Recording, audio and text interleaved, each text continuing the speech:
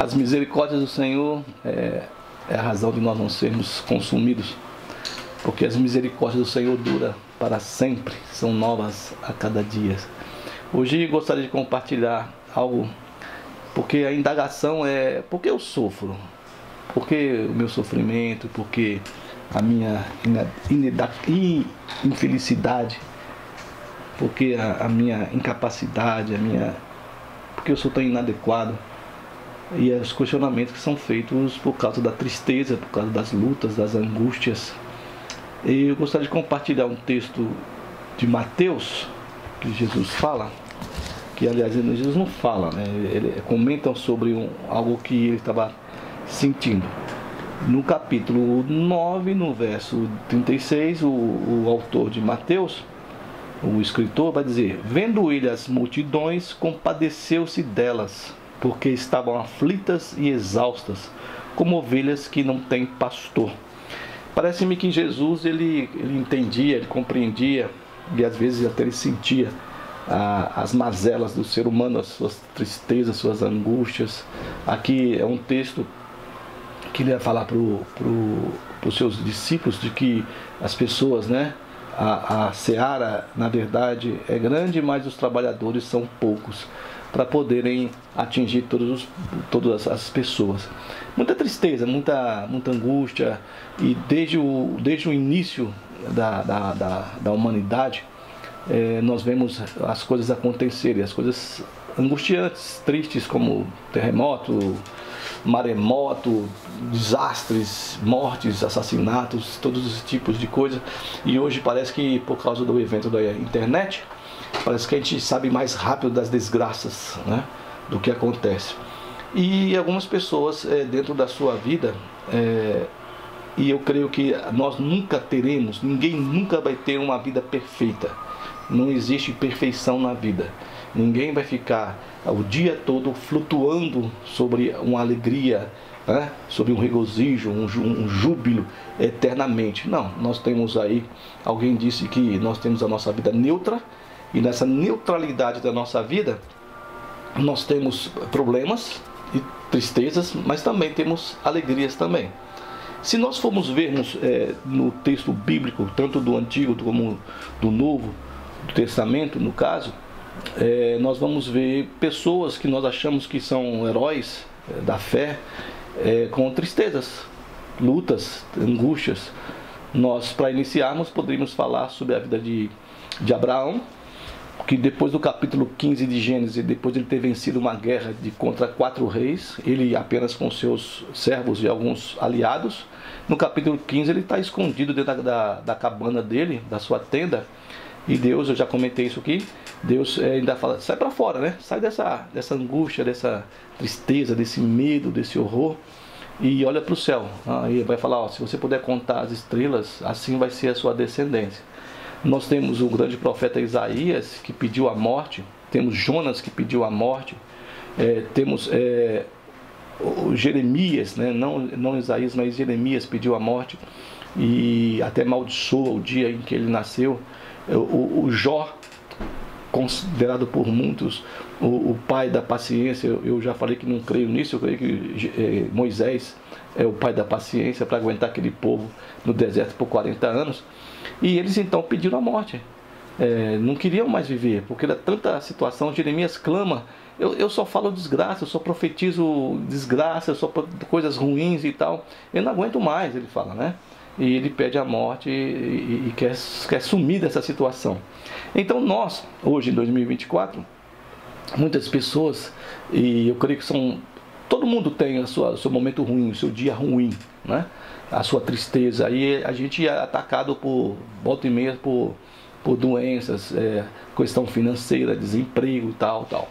Muita gente vai para a igreja achando que Deus vai resolver os seus problemas, porque o discurso que é dito é que se você vem para cá para a igreja, porque você vai ser liberto, você vai ser abençoado, Deus vai te abençoar.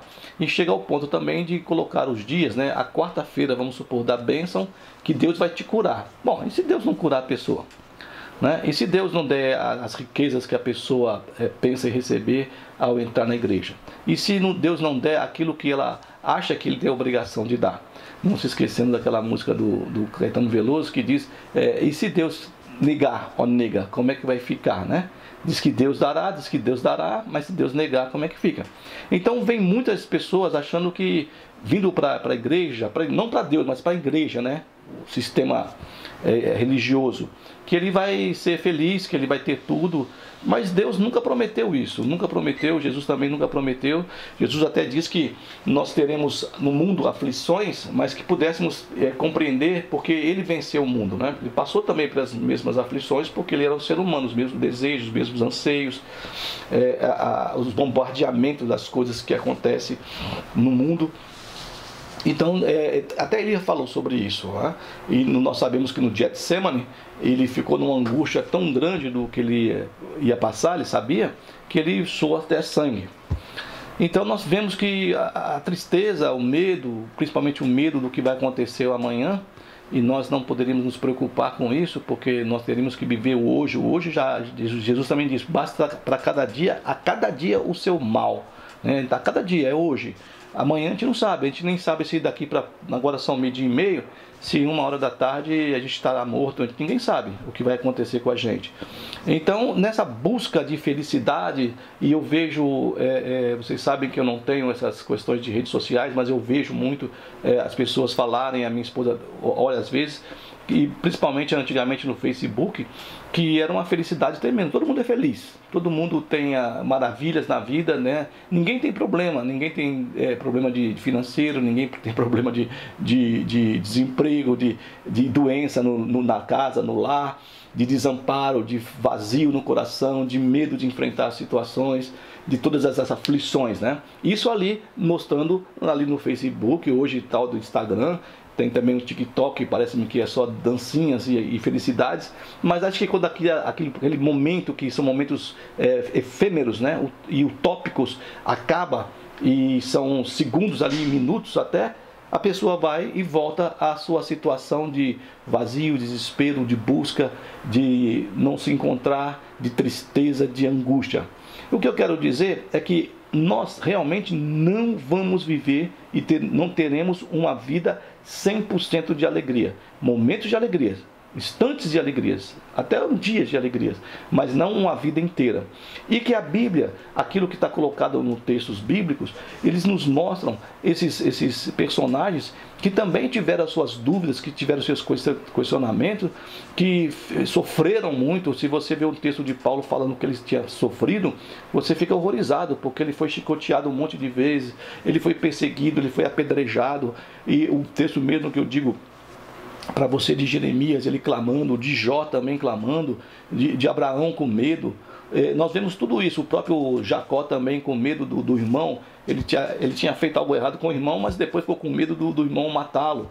Então nós temos essas situações, nós somos seres humanos, né? Mas que nós pudéssemos ter o pé firme no chão e não num algo utópico, numa Nárnia no caso, ou no Shangri-La, né? No Horizonte Perdido, um filme antigo, da cidade maravilhosa, que tudo, eu não vou envelhecer, eu não tenho problemas, eu não vou ter problemas, nessa utopia. Mas ela vai nos mostrar como devemos enfrentar essa situação. Nós temos um cântico muito interessante em Lamentações de Jeremias, depois do profeta ver a destruição da cidade de Jerusalém, de Judá, e ele vai falar que ele vai buscar, né? Eu quero trazer à memória aquilo que me dá esperança, e o que me dá esperança é que as misericórdias do Senhor se renovam a cada dia.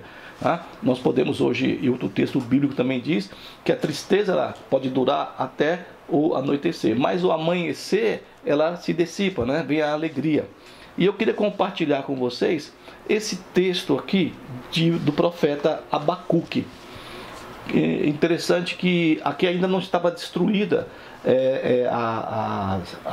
o reino de Israel, e ainda também não estava destruído o Judá. E ele vai ter assim visões e fica entristecido porque Deus vai usar para ele, né, um povo mais errado do que o povo dele, né, para exercer justiça sobre esse povo. Mas no final ele vai ter essas questões, esses questionamentos, essas perguntas. Eu gosto muito de relembrar que também Jó perguntou mais de 12 vezes para Deus: por quê? Por quê, né? Porque eu sofro, porque eu nasci e tal. E Deus não responde. E aqui Deus vai dando algumas respostas para Abacuque. E no final, então, Abacuque entende, né? Olha, minha vida não vai ser, eu vou ter muito boa, não vai ser um mar de rosas, mas também não é ruim também não. São momentos ruins que a gente passa. E eu tenho que aprender a absorver isso e trabalhar com isso e caminhar com essas situações. No momento feliz, vou desfrutar. No momento que não é feliz também, eu vou aprender a trabalhar com essa situação, né? É como diz uma brincadeira agora, eu acho muito interessante, que a vida tem dois pontos. Um é beleza e o outro paciência, né? Então, se der certo, beleza. Se não der certo, der errado, paciência. Então, paciência, vamos trabalhando, vamos caminhando. O que não pode é a gente parar e deixar que todos os nossos sentimentos horríveis que a gente pode ter, a fraqueza, né? Eu não sou ouvida, algo errado comigo, eu não sou ninguém, não se importa, ninguém se importa comigo, todas essas coisas que nós temos que são a nossa autopiedade. Então o profeta, ele vai chegar num dado momento e ele vai então entender, e ele vai ter um cântico, um louvor a Deus, né? Por causa da fé dele em Deus. Então ele fala: ainda que a figueira não floresça, nem haja fruto na vide, ou seja, não tenha a uva para fazer o vinho, que é a alegria, né, que dá alegria. O vinho era para dar alegria, não era para se embebedar e ficar bêbado. Era para a pessoa estar alegre. O produto da oliveira minta, ou seja, nós a azeitona para fazer o azeite que dá o sabor à comida, ou mesmo para poder usar nos ferimentos, como era usado antigamente. E os campos não produzam mantimento, que não tenha mais. Agora, trigo, que não tenha milho, que não tenha mandioca, que não tenha nada para a gente comer. Está dizendo, então, se faltar o figo, se faltar a azeitona, se faltar a uva, se faltar o alimento, e o que mais que ele fala? As ovelhas sejam arrebatadas dos apriscos, ou seja, não tenham carne de ovelha, porque eles comem muito ali naquela região do Oriente Médio ali, Grécia e tal, comem muita carne de ovelha, né? E sejam arrebatadas do aprisco. E nos currais não haja gado, não tenha mais carne de vaca para a gente fazer um churrasco, a picanha, ou não tem mais filé mignon para a gente fazer um estrogonofe. Aí o que ele completa? Toda essa situação de desastre que iria acontecer, que ia ser a fome, a guerra, as pestes, né? Tudo que ia acontecer, mas ele vai então fazer esse louvor, esse cântico de louvor. E ele vai terminar esse cântico colocando a fé dele dessa maneira: todavia eu me alegro no Senhor, eu exulto no Deus da minha salvação, né? Porque ele crê que Deus vai salvar, que vai passar a situação. O Senhor Deus é a minha fortaleza, e faz os meus pés como o da corça, né? E me faz andar alternadamente. Aqui está o clamor, o cântico do profeta. Eu tenho aqui, ele fala assim no final, uma outra versão: ainda que as figueiras não produzam frutas e as parreiras não deem uvas, ainda não haja azeitonas para apanhar, nem trigo para colher, ainda que não haja mais ovelhas nos campos, nem gado nos currais, mesmo assim eu darei graças ao Senhor e louvarei a Deus, o meu Salvador.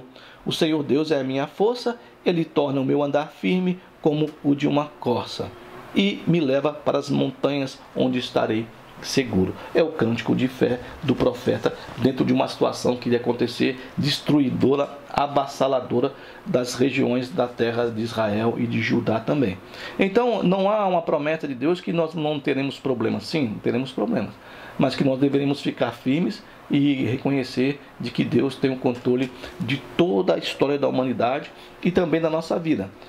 Já falei para vocês sobre o Salmo 139, que o salmista diz: Senhor, tu me sondas, tu me conheces, tu sabes quando eu deito, quando eu levanto, quando eu vou lá no profundo nas regiões abissais, quando eu estou lá em cima nos céus, quando eu estou preocupado, quando eu estou alegre, quando eu estou triste, quando eu estou feliz, quando eu choro, quando eu não choro, quando eu reclamo, quando eu paro de reclamar. O Senhor sabe todas as minhas aflições, o Senhor me conhece e sabe muito bem, né? E esse conhecimento de quem eu sou, que o Senhor tem de mim, isso me deixa perplexo, né? E ele fala que ele está sem saber dessa maneira. Isso me deixa muito assim, maravilhado com isso, né? Então nós temos a nossa vida que nos foi dada e nós devemos viver dessa vida da melhor maneira possível, né? Sermos gratos porque passamos e quando vier as nossas situações ruins que nós tivemos que passar, nós